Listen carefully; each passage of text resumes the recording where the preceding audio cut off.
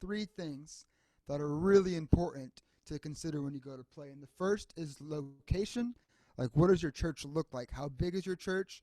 And the location and the style of music you're playing. Is your church full of young people where you're going to be able to play out a little more? Or is it maybe an older congregation who prefers hymns and maybe not like so much older drums? So that's the first thing to look at your church and where you're playing. Because you can't just play the same way you're playing. Like, there's a drummer I love to watch named Eric Moore. If you don't know him, you should definitely check him out after this video. He has insane, like, chops. But I couldn't play like him at my church where I go to school because that wouldn't work well in the building, but also people would give me nasty looks. So it's just making sure the first thing is knowing your location. And the second thing is to pay attention to the song you're doing and the lyrics. And I say this word phrasing of how the words are going, because you don't want to put like a big crash or a really cool fill right in the middle of a phrase. Like if you're singing "How Great Is Our God," you want to go, "How great is our God, sing with me, how great," and like throw these crashes in the middle of nowhere. And then the third thing to always think about is building that foundation. And that's a lot with you on the drums, and if you have a bass player at your church, making sure you two are building a solid foundation to really serve the song. So that's what we're going to talk about, is those three ideas. We're going to break those down a little bit more. So when it comes to first location and style, I'm going to actually move the camera to the drum set now. And I'm going to just play a pretty standard groove. And I'm going to show you how to take the standard groove and apply it to different styles and just different orchestration. So I mean changing different instruments and whatnot to fit your church and to fit your band. So say I'm playing with the NSC praise band, our divisional praise band, and we're playing the song "You Are Good." It's one of my favorites, and I like to really go all out on that song on the chorus. So if I'm playing, I'll play something normally kind of like this.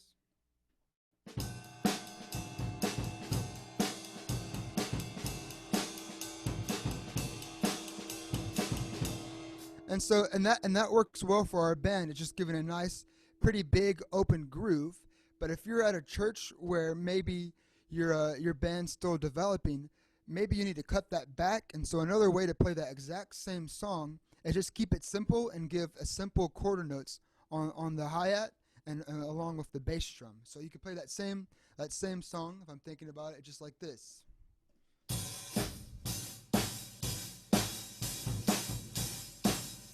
So you're keeping that consistent time. That's what's really important for your church and your band.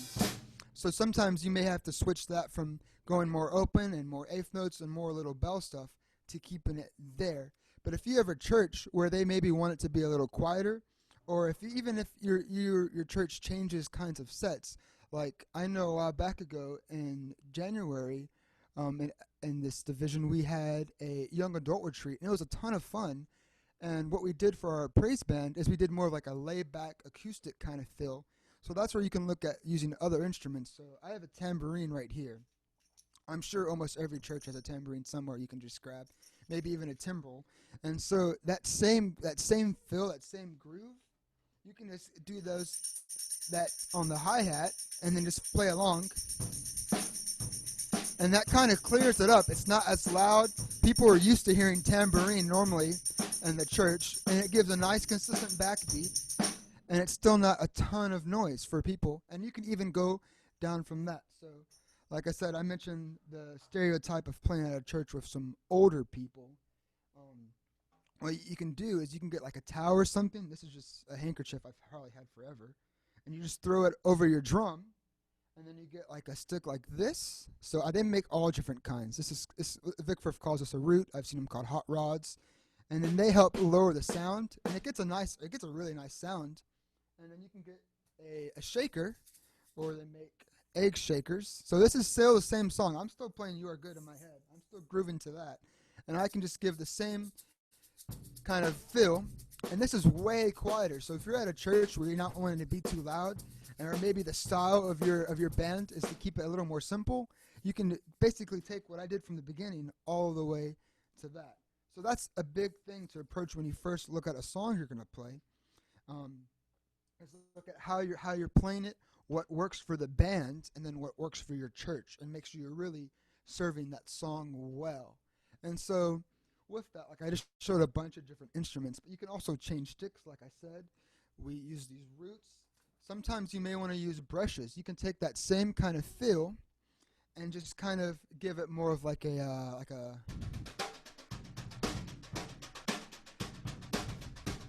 you're still giving a nice consistent beat. We're still throwing that 2 and 4. It's still a good head bop, but it's just different ways to do that. And even then, if it's still too much or your church wants to keep it simple, a good way to do it is sometimes just use your hands. So I'm going to take this damper off. And I'm just going to play something simple like this. Still same song, still tempo, same kind of groove. And that's a way you can really break stuff down. And I know some churches they'll have they'll have congas or they'll have a djembe. If you have drums like that, that's a great way to really pull back from the drum set. Or if you're at a church where you're trying to build and add a drum set, so like I don't know if your church already have drum set or not. If you're starting to add that, a great way to add is to start small. So maybe just get one drum or build slowly up with the kinds of sticks you use. And so that's a little bit of ways you can approach a song with the different styles. So now we're just going to look at a couple tips for when we're playing. So like I mentioned, lyrics and phrasing. And there's a couple of things you can do with songs to really help serve them. But the number one thing is if you're not ready to play drum fills, Sunday morning isn't the time to throw in those drum fills. Save that for when you're at home practicing, because I know I hear this example almost everywhere I go about Michael Jackson's Billie Jean. If you don't know this song, you should definitely check it out after this. It's an awesome song, but the drummer what he decided to do is the whole entire song he just locks this groove of just.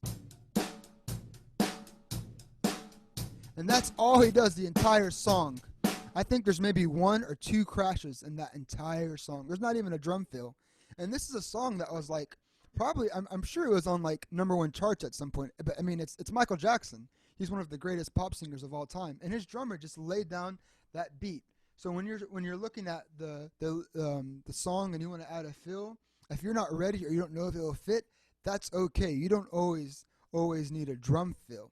But if you are going to add a drum fill, try to make sure it's at the end of like a phrase. And if you're not sure when that is, make sure you have the music in front of you. And if you look at where it has like a verse and then a chorus, like if you just have a lyric sheet, when you're going into the chorus, that's when you can throw a little fill in. So if I'm playing a song, just playing it, whatever, just I'm doing this.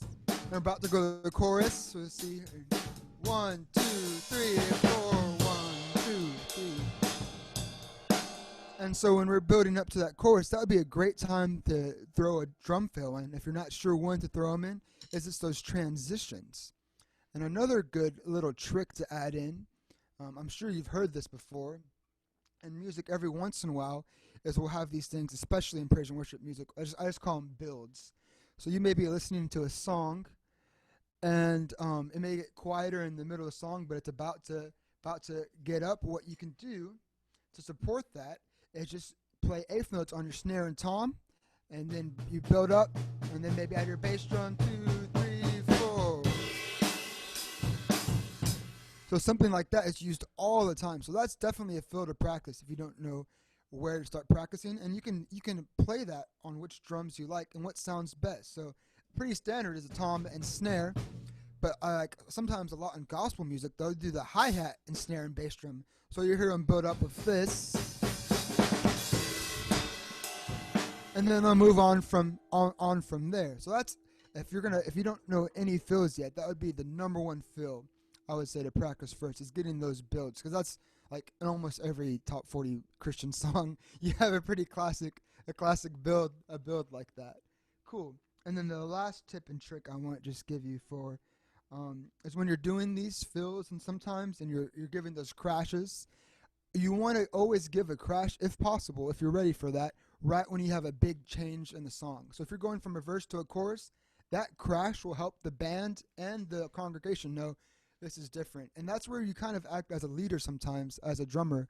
I was at a church for a while and before I moved to North Carolina, where I was actually leading the praise and worship team as the drummer. It just happened that way. And I learned that I can give a lot more cues with the sounds I'm making on the drum set than I thought I could. Because at first I was like, well, why am I leading the praise band? The guy up front who sings and plays guitar, he can give us more cues. But I realized I can give a lot more cues that way. So, like I said earlier, when I did that fill going in, changing from the verse to the chorus, if someone got lost, say the bass player got lost, he heard that, he'll know, oh, this sounds like a change. So now I'm right back in that chorus. So that's where those crashes and fills can come really in handy to help lead your band and give them the cues they need. So that's about all the drum playing I'm going to do. Now we're just going to talk a bit because I will tell you I'm not that great of a drum set player. I play just because I love drums and I love praise and worship music. So I just wanted to give those tips and tricks, but I really want to talk more about actually when it comes to the music, what works best for the music and really serving the song. And the number one thing is to make sure you are listening to these songs. When you first find out what the songs are for the week, make sure you're listening to them. If you don't you can get on YouTube, you can find anything, or Spotify, iTunes. It's really good to listen to these songs and really get a feel for the songs. But then when you're working on drum set, just to listen to other drummers all the time. So like I know there's a lot of bands I really like. There's a band called Snarky Puppy. If you've never heard of them, you should check them out. They're a pretty cool band. They're getting pretty mainstream now, but they always have great drummers who know how to play the work of the song. So that's a big part, is make sure you're always listening, because that's where a lot of the creativity will come from. Because I used to think, man, I need to read music. I need something to tell me what to do. But the more and more you'll listen, you'll hear someone do something and think, man, I've never thought of that before. And then you sit at home for a while, you practice that, and then you can play it and throw it in. But with that, when I'm talking about practicing, is always make sure you're practicing with a metronome, because that's another really, really big thing about playing drums in a praise and worship team. Because when you think about it, if you're at a praise and worship, if you're at church, and there's praise and worship happening without a drummer, usually the congregation will follow the guitarist or the lead singer.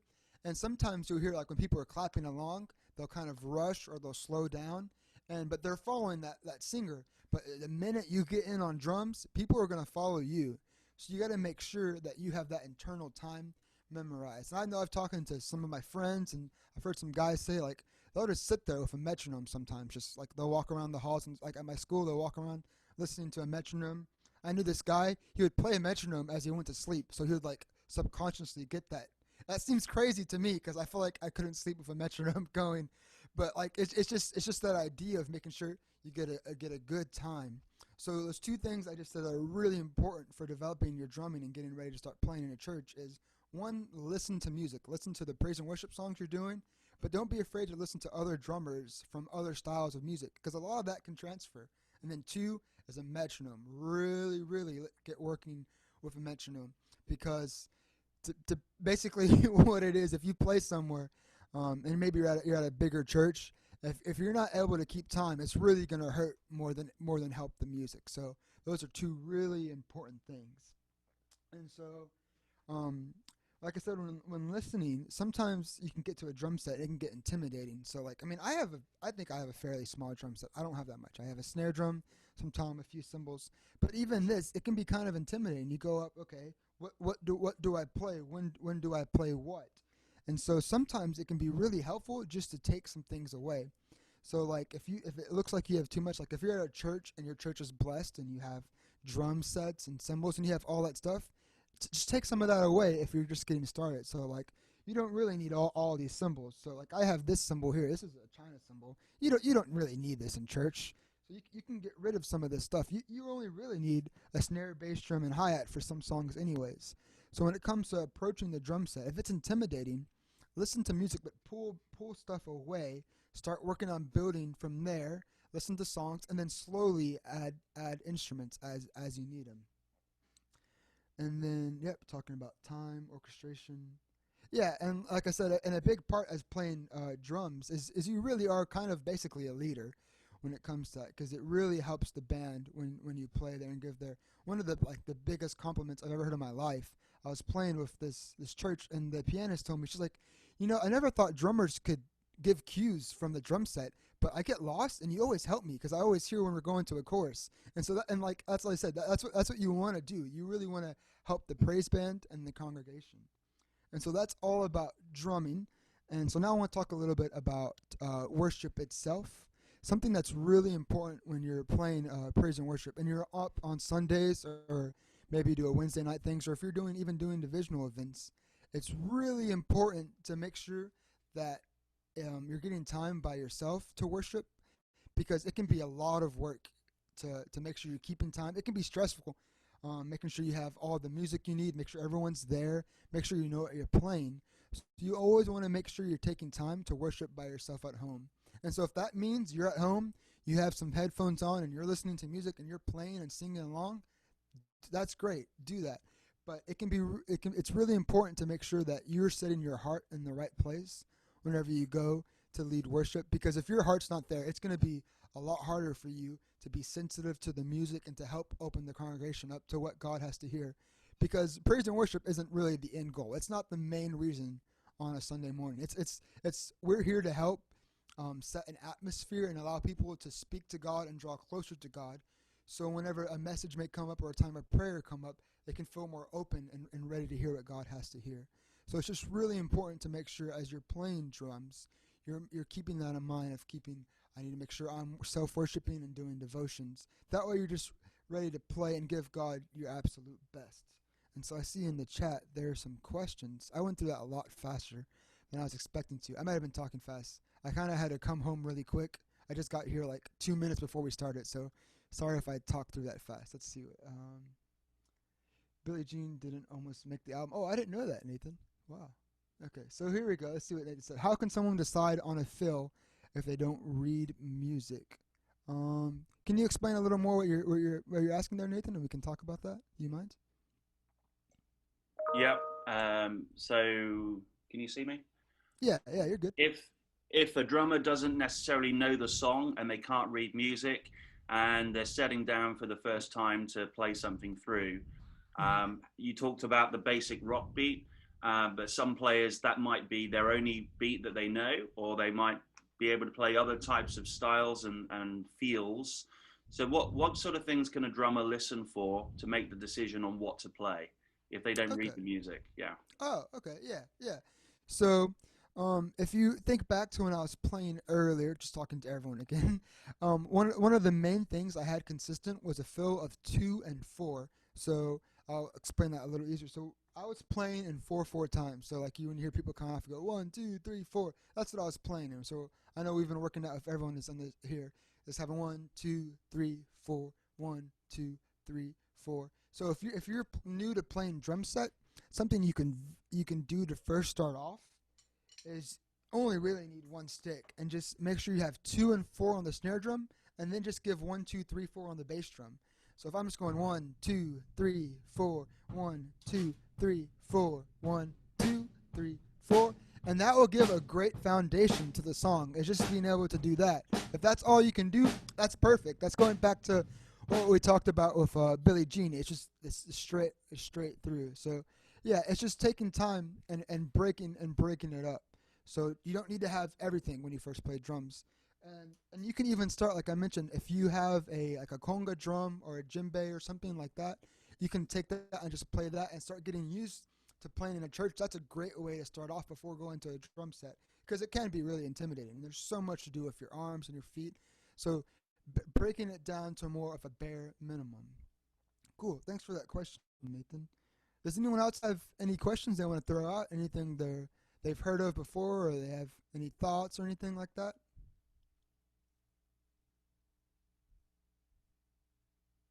Cool. Well, sorry, I felt like I sped through that. I hope I hope you were able to take everything in I said. And I know Nathan's going to repost this later, so feel free to come back to this if you're when we start meeting together in person with church, and you don't remember anything. Come back to this. And there's a fair bit of videos online. There's not too many, unfortunately, when I was looking like on YouTube for like some videos to recommend, but um yeah, come back to this when you get back to church. Look at these things and just make sure, like I said from the very beginning, when you go to play drums, the 3 most important things to look at before you start is 1, the location and style, looking at your church, looking at the people and the style of music you play. 2, the lyrics of the song and the phrasing, making sure you're giving a good feel for the song. You're not interrupting or disrupting the song, making it hard to understand what's being said. And then third and finally is giving that solid foundation, making sure you're really giving the song what they need to do. Nathan just said in the chat, what about using hand drums and Latin percussion? Yeah, excuse me. Like I said, do you mean using those with your music, with your drumming, or like using those? If like, you're on your own, instead? you might choose just to play congas instead, or you might want to bring in wind chimes and different things to triangle different sort of effects, or maybe you've got 2 or 3 players that you can bring in.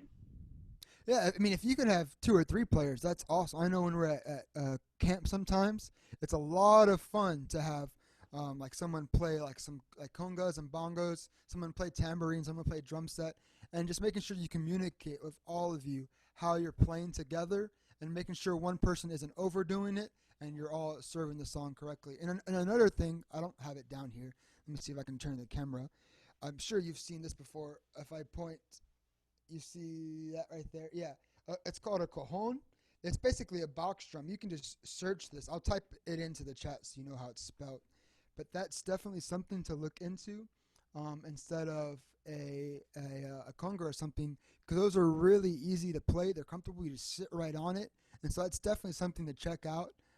I wanted to talk about that in this video a little bit, but I didn't know how to make a good transition and make it all fit on the camera. So maybe another time I might do something else. But yeah, it's just finding out other instruments that you can play, and that really comes from listening. So like listening to other bands, watching going on YouTube, just type in a song. So say you're doing, what's a new song everyone's doing right now? Like a song Waymaker. Say your church wants to do this new song, and you just type that in YouTube and then type in live. You'll find all these churches playing it differently, and then you can find how to play it yourself.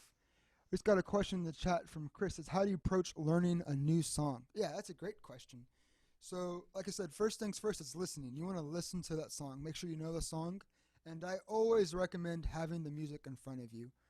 I know some drummers like to say, oh, I know the song super well. And sometimes I get to that issue. Like I said, You Are Good earlier. I know that song like back and forth.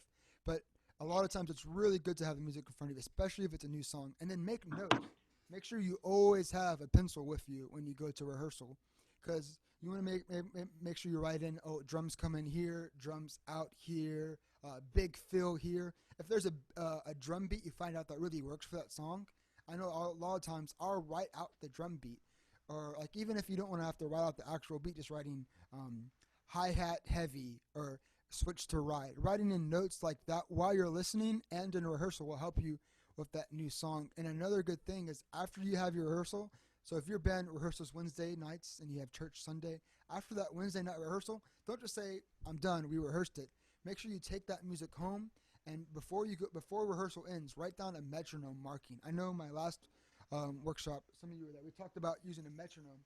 So making sure you always either have one or you have your phone so you always know what to practice with. So going home and practicing with that metronome, the drum beats, and just making sure you're really getting a good feel for the song and know how to serve that song. Nathan asked what praise bands are good to listen and learn from. Let's see, what are some good praise bands? I think Hillsong, they have some good drummers. Like Hillsong Young and Free, they do some fun drumming. A band I really like is the, oh my gosh, I can't believe I just forgot his name. Oh, Ricky Dillard. Ricky Dillard, I'll type his name in. I don't know how familiar people are with him.